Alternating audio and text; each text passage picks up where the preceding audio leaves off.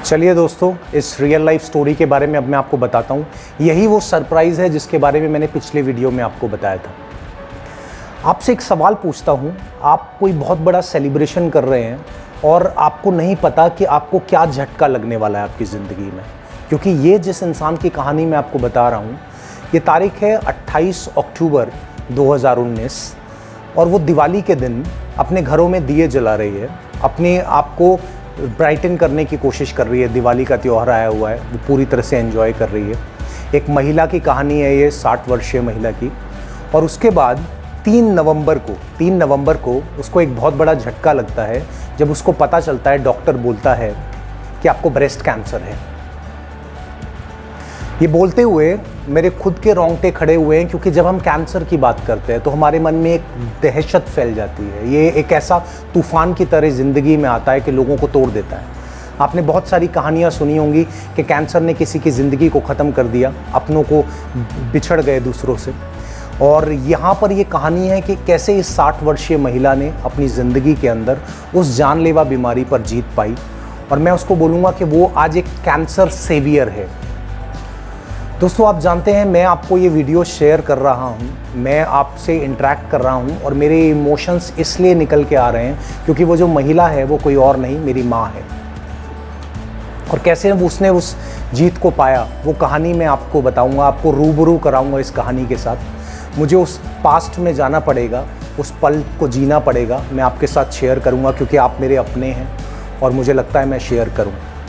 तो 3 नवंबर 2019 को पता चलता है हमको कि माँ जो हैं उनको ब्रेस्ट कैंसर है। माँ एकदम से टूट जाती हैं और इमोशंस में बोलती हैं कि मुझे मरने से डर नहीं लगता, बस मुझे सिर्फ इस बात का डर है कि मेरे परिवार के जो बाकी सदस्य हैं उनकी ज़िंदगी का क्या होगा।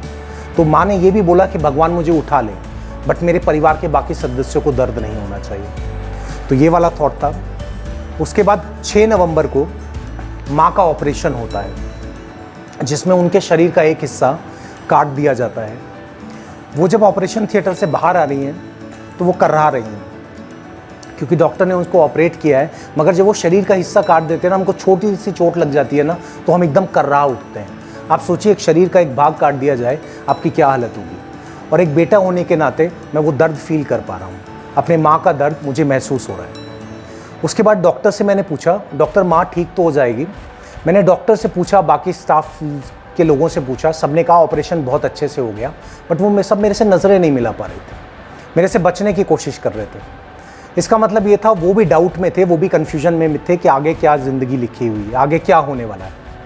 उसी बीच मेरा जो फील्ड है, मुझे जो ईश्वर ने मौका दिया है कि मैं जाके लोगों की लाइफ में हैप्पीनेस फ्लो करूं, तो मेरी हमेशा एक आदत रही है कि मैं कोशिश करता हूं कि मैं जाके वो काम करूं, चाहे कैसी भी परिस्थिति मेरे जीवन में चल रही हो। और मेरी माँ ने भी मुझे यही सिखाया है। वो हमेशा कहती है तुम अपना काम करो, भगवान अपना काम करेगा। उसने मुझे हमेशा ये बोला। और मैं हमेशा एक बात मानता हूँ कि अगर आप क्रिएशन के बारे में सोचते हैं तो कहीं ना कहीं क्रिएटर आपके बारे में सोचता है। तो मैं आपको बताना चाहता हूँ, 13 नवंबर की रात की बात है, जब डॉक्टर बता रहे हैं कि अब माँ की आगे कीमोथेरेपी भी होनी है और रेडिएशंस भी होनी है, और वो जो ट्रीटमेंट है वो किसी और जगह होना है, किसी और डॉक्टर पे जो और ज़्यादा एडवांस्ड है। तो वहाँ पर जब ट्रीटमेंट होना है और मेरी फ़्लाइट है, मुझे जाके ट्रेनिंग कराना है एक जगह। तो मैं आपको बताता हूँ मैंने क्या किया। रात को 11 बजे मैं उस हॉस्पिटल में पहुँचता हूँ। वहाँ जितना स्टाफ है सबका शुक्रिया अदा करता हूँ, बाहर निकलता हूँ और मैं बोलता हूँ, मुझे अभी भी वो जहन में याद है, मैं भगवान से हाथ जोड़ के बोलता हूँ कि माँ को इस हॉस्पिटल में दोबारा नहीं आना पड़े। ये एक बेटे की फीलिंग्स हैं, वो चाहता है उसकी माँ ठीक हो जाए, क्योंकि जिस माँ ने 9 महीने खून से सींच के उस बेटे को इस दुनिया में लेके आया, आप समझ सकते हैं वो बेटा ऐसा ही फील करेगा, चाहे वो मोटिवेशनल स्पीकर हो ना हो, कोई भी इंसान हो, वो ऐसा ही फील के साथ जाएगा। मैं अपना फ्लाइट पकड़ता हूँ। मुझे अभी भी याद है 7 साढ़े 7 बजे मेरी आंखों से आंसू आ रहे हैं, क्योंकि मेरी माँ जो है वो ज़िंदगी और मौत के बीच जूझ रही है।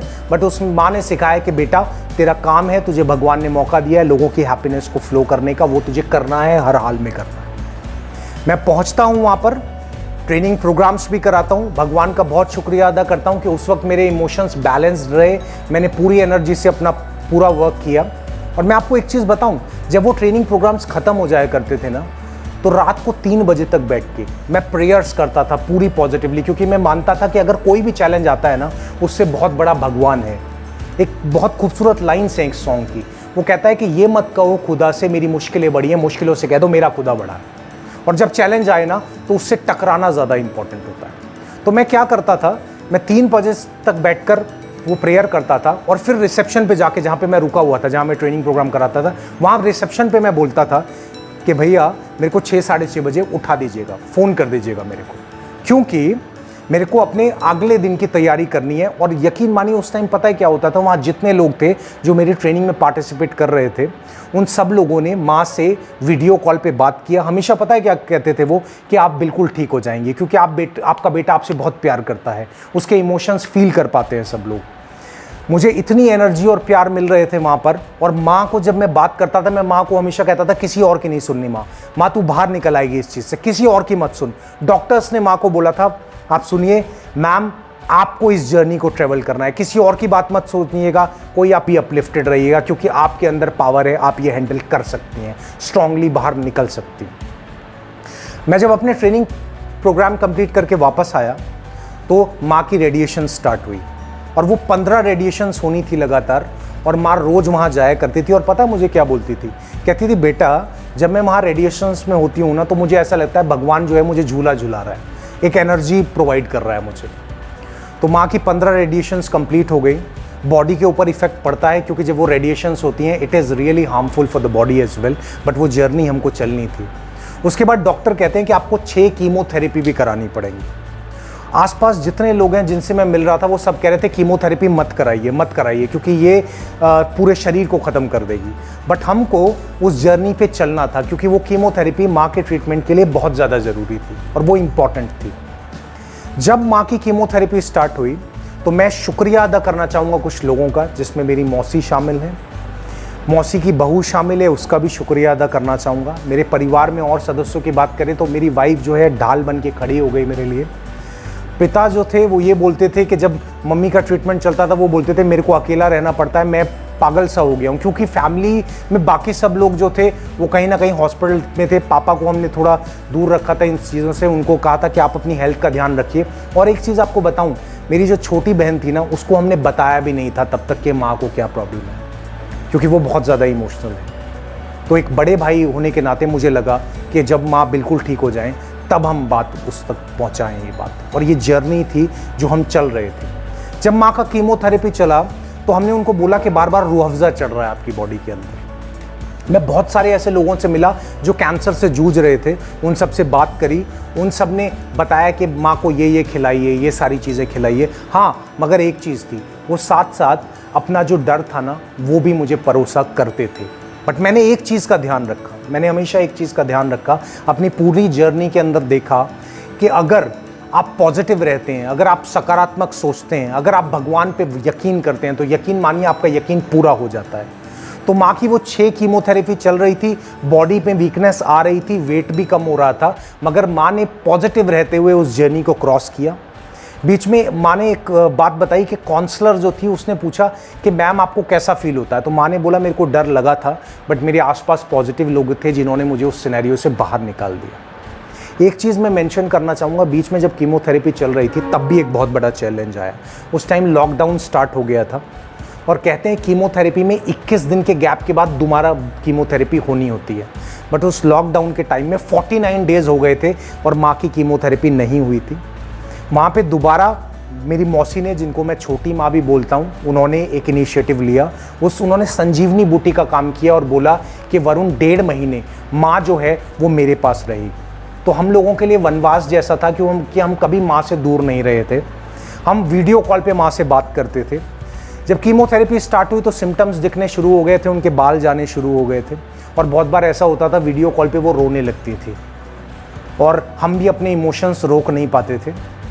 मगर मेरी वाइफ, पापा, मैं, बाकी सब लोग, मौसी, हम सब लोग बूस्टअप हो रहे थे। हम कोशिश कर रहे थे कि माँ ठीक होंगी, हमें पूरा भरोसा है, इस चैलेंज को भी हम क्रॉस करेंगे। और जिस दिन डॉक्टर ने माँ को बोला ना कि अब आप बिल्कुल ठीक है, मुझे अभी भी याद है मेरी माँ नाची थी, 15 जून का दिन था वो, और मम्मी पापा की मैरिज एनिवर्सरी थी, और हमने मौसी के घर वो सेलिब्रेट किया था। अभी माँ 3-4 महीने के बाद रेगुलर चेकअप के लिए जाती हैं, और जब भी हम जाते हैं डॉक्टर कहते हैं अब आप बिल्कुल ठीक हैं, आप एक फाइटर बन के बाहर आएंगे। दोस्तों आपको एक बात बताऊं, इस परिस्थिति के वक्त जब ये कैंसर हमारे जीवन में आया ना, परिवार तक टूट जाते हैं, सब कुछ खत्म हो जाता है। बट मैंने देखा, मेरी माँ ने देखा, पूरे परिवार ने देखा कि हमने इस जर्नी को क्रॉस किया बिना घबराए। अगर मैं घबराता तो हम प्रेयर्स नहीं कर पाते, अगर मैं घबराता तो मैं माँ को भी इंस्पायर नहीं कर पाता, और अगर माँ घबराती ना तो उस जर्नी पे चल ही नहीं पाती। उसने अंधेरे से को क्रॉस किया, मगर चल कर क्रॉस किया। रात में जब घोर अंधेरी रात होती है ना दोस्तों, उसके जस्ट नेक्स्ट बाद रोशनी होती है। हमको चल के क्रॉस करना पड़ता है उसको। तो यकीन मानिए, ये स्टोरी मैंने आपको इसलिए शेयर करी कि अगर आपको लगता है आपके आसपास कोई कैंसर से जूझ रहा है तो घबराइए मत, उसको ये स्टोरी ज़रूर शेयर करिए। उसकी इंसान की ज़िंदगी में भी ये मनोबल बढ़ाने वाली होगी, और कैंसर की ऐसी तैसी हम करके रहेंगे जैसे मेरे जीवन के अंदर मेरी माँ ने ये कर दिखाया। और दोस्तों, आखिर में मैं सिर्फ आपको इतना बोलूँगा, इस वीडियो को प्लीज़ लोगों तक शेयर करें, जिससे अगर कोई इंसान इस बीमारी से जूझ रहा हो तो उसका मनोबल बढ़े, वो मजबूत बन के बाहर निकले और उसके परिवार को शक्ति मिले इस चीज़ से बाहर निकलने की। आप सबका बहुत बहुत धन्यवाद। आपकी ज़िंदगी में ढेर सारी पॉजिटिविटी रहे। Thank you.